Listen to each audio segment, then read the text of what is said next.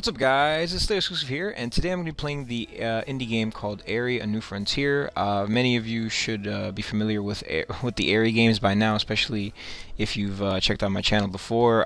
These are very easy, casual flight sims with easy achievements where you literally just gotta finish the levels in the game. This is probably like I want to say 6th or 7th game in the series. And in this game, there's about 10 levels worth. All total of 1,000 gamer score. These games don't get updated as some other games do with more than 1,000 gamer score, but they're pretty easy games to play through, very relaxing, chill games. Some of them have been annoying in the past in terms of where the collectibles were located, because that's kind of the premise of the game. You fly as AERY, the bird that's up here in the top right corner of the screen, and you just kind of have to play through the levels and just collect feathers. And once you get the amount of feathers that the level requires, you move on to the next one. So yeah, it's another easy achievement game. Definitely check it out. And yeah, without further ado, I'm gonna get started here, start the game, and let's check it out. So we got space, the landing, wilderness, discovery, energy, imprisonment, vanishing, and iterations. So let's go to space. This is definitely different for some of the other games. A little bit different way to start the game. Before, you were able to basically just choose whatever level you wanted. Now it seems like there's a predetermined path you gotta go through. Does look different though. At least the levels look sort of unique. Not sure what these gates are, but oh, they boost you. Nice. I still remember it like it was yesterday. Remember there was like a boost button before. The day it all started. Wow, there's 39 feathers in this one? Holy crap, that's kind of wild. Probably the biggest stepstone in the history of all humanity. Yeah, there's not really much story to this game other than the narration that happens. It was a peaceful day. A beautiful day. Yet the excitement was recognizable everywhere. But even the narration is kind of like random and... That day, there was not a single soul on Earth that did not look to the sky and think about far distant galaxies. This was the day all of our lives changed forever.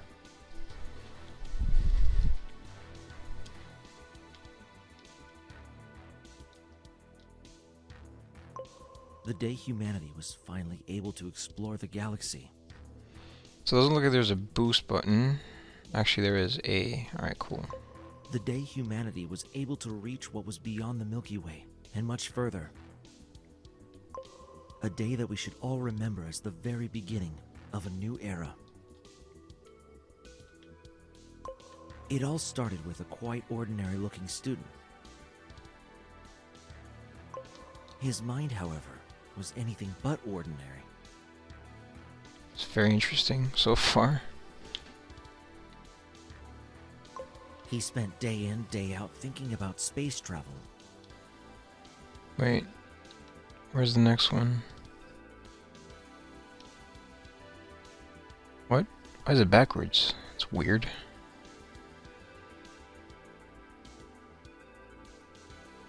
Until one day, he decided to make his life dream a reality. That was very random. It's what? Freaking asked me to go backwards? Like, that's odd. It took him 20 years, but in the end, he actually did it. After a ton of research, countless trials, and more failure than you can imagine. Sure. He finally finished his big invention. And that is? A drive system so strong, so fast, that humanity was finally able to reach even the furthest stars. Alright, where's the next one?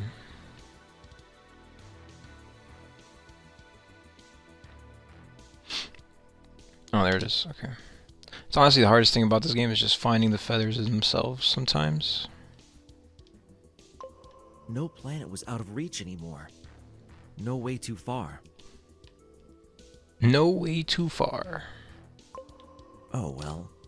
It took another 10 years until the first spaceships were created that were actually able to utilize the drive system. But from there on, humanity became unstoppable. Man, they make the narration too long.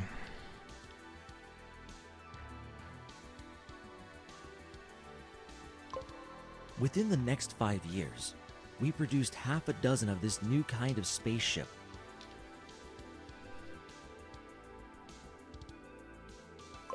Every single one was bigger and faster than the ones before. I feel like 39 is a little bit overkill. To say I'm surprised that they made this By many. the end of the century, there could be up to 4,000 people inside a single spaceship.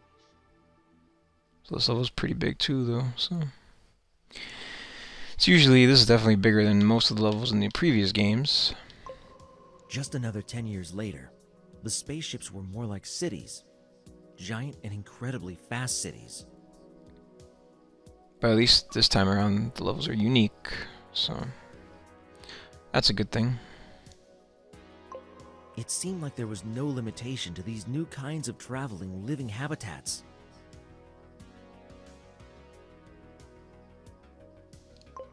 And with these new technologies, and literally millions of people eager to go on a space adventure, there was nothing that could stop humanity from spreading all over the galaxies.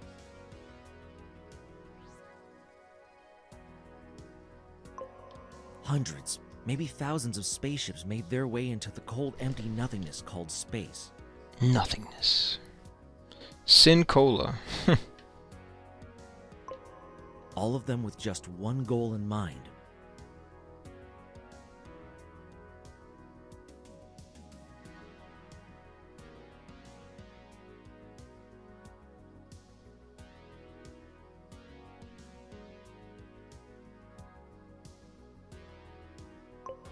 Find another planet. Where the? Oh, okay. I see it. Whoa. That was weird. The whole planet just disappeared and then...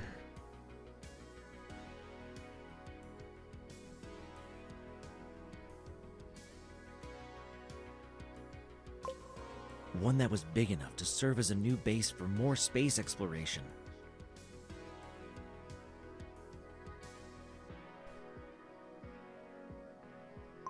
One that was rich in minerals, so that we could use them to build houses and power our machines.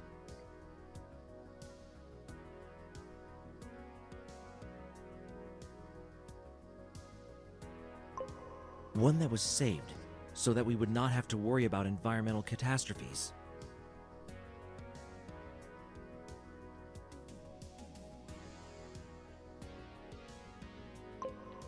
And last but not least, one that was Earth-like, so that we would be able to breathe air.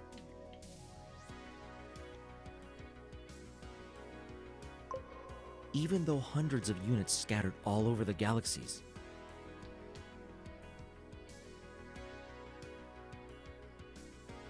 What? Units? What the hell does that mean? none of them was able to find a single planet that was good enough to serve as a new home. Oh, okay. Like people. What? Okay. That was very odd. Creepy.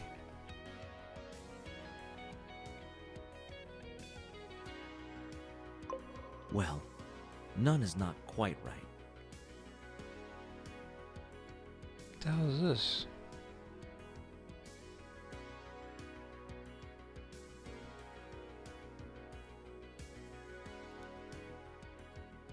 This was weird. Can't see anything. There was one small ship that got damaged in an asteroid storm and unwillingly had to land on a tiny green planet. Tiny green planet, yep. Looks tiny to me. It's very acidic. A planet so far away that no one else would ever come for their rescue.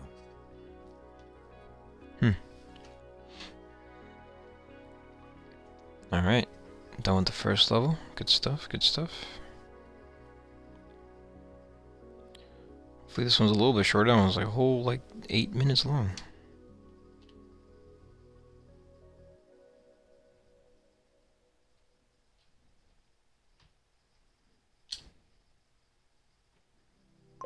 The landing was very hard. Damn, 35. Yeah.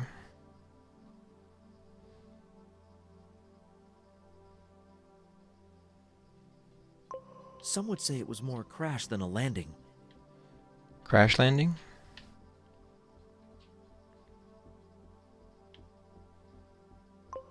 It was something close to a miracle that everyone on board actually survived it.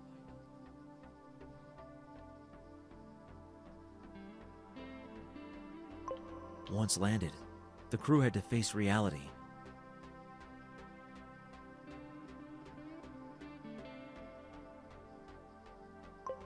Their spaceship would fly nowhere anytime soon.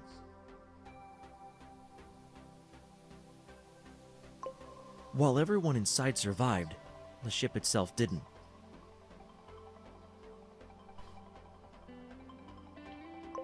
It was so badly damaged that it was clear it would never leave this planet again.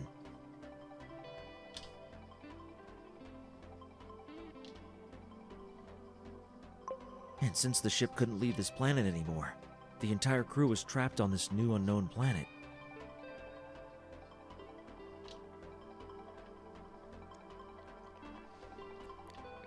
Definitely a unique level. Haven't seen this one yet in the previous games, which is good. They formed little exploration teams to scout their surroundings. They wanted to find out more about this unknown planet, about their new home. Austin Kane was a member of the first scouting team. Who the hell is that? He was a young man, barely more than years. Barely more than years. He had never seen anything like this planet. Can have why? Barely more than years. 20 years? That's really what it said, but the guy just said barely more than years. Actually, he had never seen any other planet. At least not from this close. Damn, what's all this destroyed stuff? He was born and raised on a spaceship. What was the next one? There we go.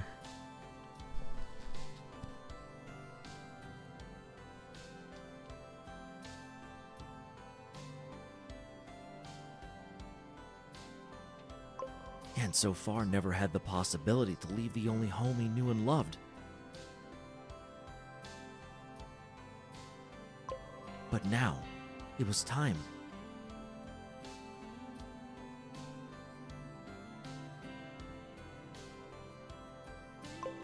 It was his first time to use the exit doors.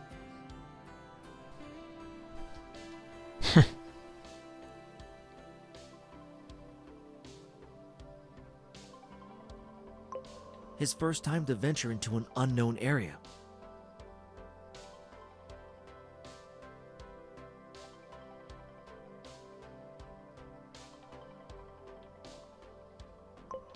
His heart was beating like crazy as the door opened. Such a compelling story. It's amazing. All of his friends told him how lucky he was that he was one of the first to visit their new planet.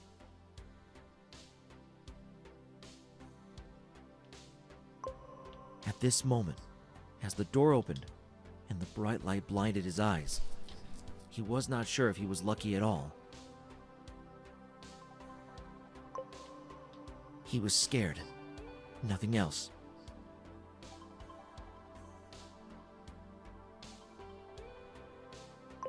He didn't know how to handle the situation.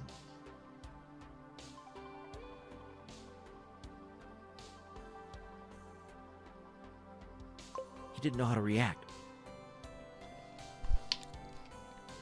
Man, it's way too long.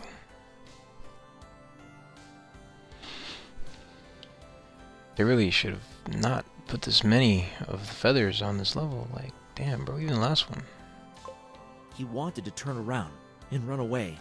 Just like put less, but just make the narrations longer, I guess. Like, come on. Hide himself inside the safe and well-known corridors of his home. Something like that, I don't know.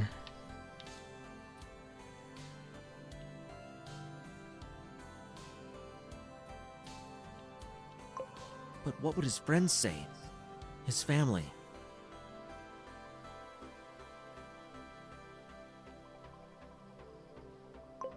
How could he?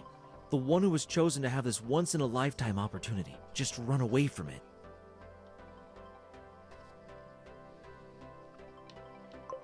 In his mind, he could already see the sad and disappointed faces of his family and friends. Alright, 5 left.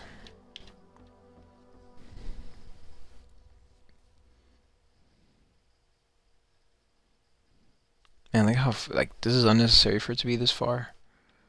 He could hear his mother crying and see his father look away, ashamed of his son. Same thing with this one. Like, damn, bro. Like, why has it gotta be so far? Some of them are, like, too close to each other. Like, the narration doesn't even get a chance to finish. And then some are, like, so far that it's like, what the hell, bro? What are they thinking? He didn't want to be a coward. Look at that. Such a freaking 5-word sentence. And you gotta fly 300 feet for the next one.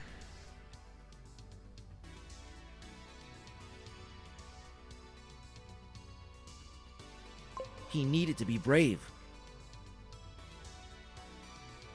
Alright, at least there's 2 more left.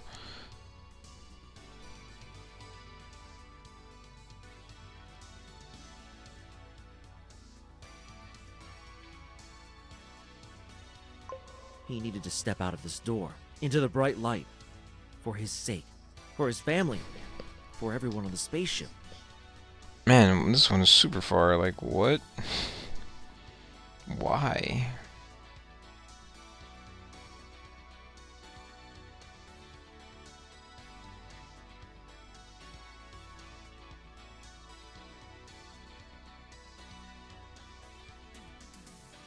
Jeez, man.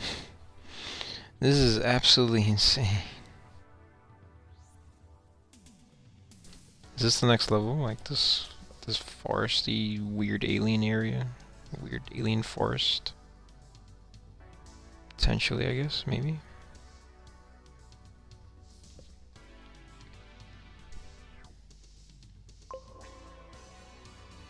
And no narration, wow. Cool. All that for what? And it is, look at that. 3rd level is the alien forest. Man, that was unnecessary for it to be that far. Alright, hopefully this one's a little bit shorter. The first exploration was Not short. at all. 40 feathers, damn. They didn't know what to expect, so they decided to keep it safe for now. But while the exploration was short, their findings, their discoveries Where's the next were one? enormous. Bro, why? Why would you make it backwards? Right at the moment Austin stepped outside, he already knew it.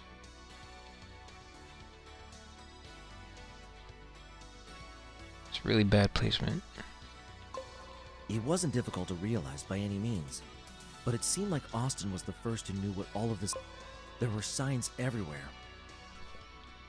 Man, this this game, bro. Signs so obvious, so giant, that no one could have ignored them. This planet, it was inhabited by intelligent living beings. Oh yeah? Well, at least it was once. Hmm. While they couldn't see any living being on the planet, their buildings, their technology, was giant towers and installments for communications reached into the sky. Old buildings and housing districts seemed to be everywhere. Austin was so fascinated to see all of this that his fear was simply blown away. We wanted to discover this new planet.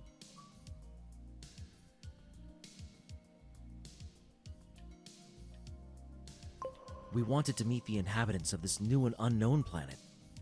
We wanted to see what they were capable of. He wanted to talk to them and get to meet them. He wanted to learn from them. But they're gone. Austin made a step forward and slipped. And slipped. The hell? The first step into his new home also could have been his last one. Wow. Austin fell to the ground and hit his head on a small stone. What the hell, man? The glass of his spacesuit shattered. Oh, he's dead. He closed his eyes. That's it, he thought. I'm done for. There is no air to breathe on this planet. No chance for me to survive. He opened his eyes again and took what he assumed was the last breath he would ever take. But then, nothing happened.